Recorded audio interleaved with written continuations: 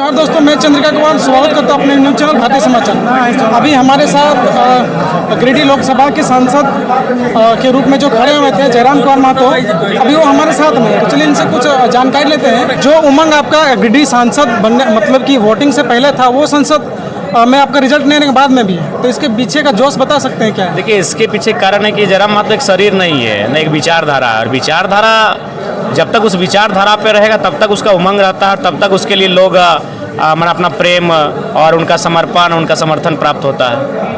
तो इस बार जयराम दा ने क्या सोचा है कि कौन सी विधानसभा क्षेत्र को अपना वो हॉट सीट मानते हैं? देखिए, कोई हॉट सीट तो सभी रहेंगी, क्योंकि हम लोग जहाँ जहाँ चुनाव लड़ेंगे वो सीटें त्रिकोणीय हो जाएंगी, तो तमाम सीटें हॉट सीट में आ जाएंगी। और हम लोग मेहनत अगर थोड़ा करें तो निसंदेह मैक्सिमम सीटों पर, विशेषकर जो गिरिडीह लोकसभा में आती हैं 6 सीटें, उनमें हम लोग रिजल्ट की स्थिति में हैं।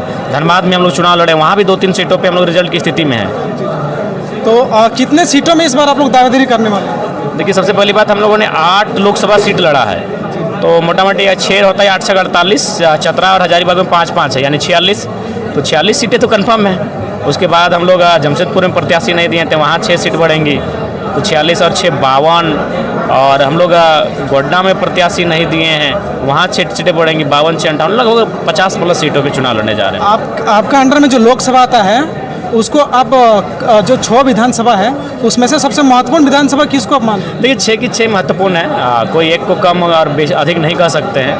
हाँ, वोट कहीं कम मिला कहीं ज़्यादा मिला अलग विषय है, लेकिन सभी सीटें महत्वपूर्ण है और हम लोग सभी सीटों पर मजबूती से चुनाव लड़ेंगे। आपका टारगेट कहाँ पे रहेगा सर? देखिए, हमने तो पहले कहा कि पहला चुनाव हम अपनी मर्जी से लड़ेंगे गिरिडीह, जबकि जनता की मर्जी धनबाद थी।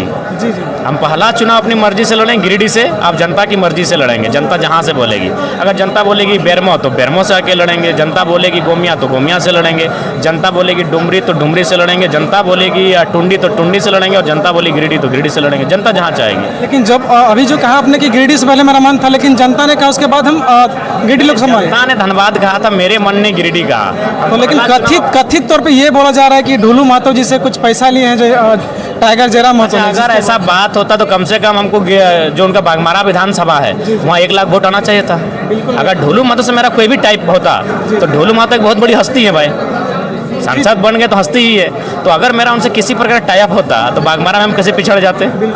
कम से कम वहाँ हमको 1 लाख वोट आना चाहिए था। अगर मेरा 1 लाख वोट आ जाता तो आप इस आरोप को सत्य मानते हैं। जब नहीं आया तो इस आरोप पे बिल्कुल चर्चा ही नहीं करना है, ये केवल और केवल बेहुदा बकवास है। जी जी, तो आप ये बता सकते हैं आपका वोट जो गिरिडीह लोकसभा में सबसे कम गिरिडीह से आया सर, इस पर क्या बोलना? देखिए, मैंने पहले का गिरिडीह जो अर्बन एरिया है, और जो हम लोग बात करते हैं खतियान की, हम बात करते हैं जल जमीन जंगल की, वो शायद शहर वालों को पसंद नहीं आया या फिर शहर वाले को नहीं समझ पाए। इस बार उम्मीद है नेक्स्ट टाइम समझेंगे।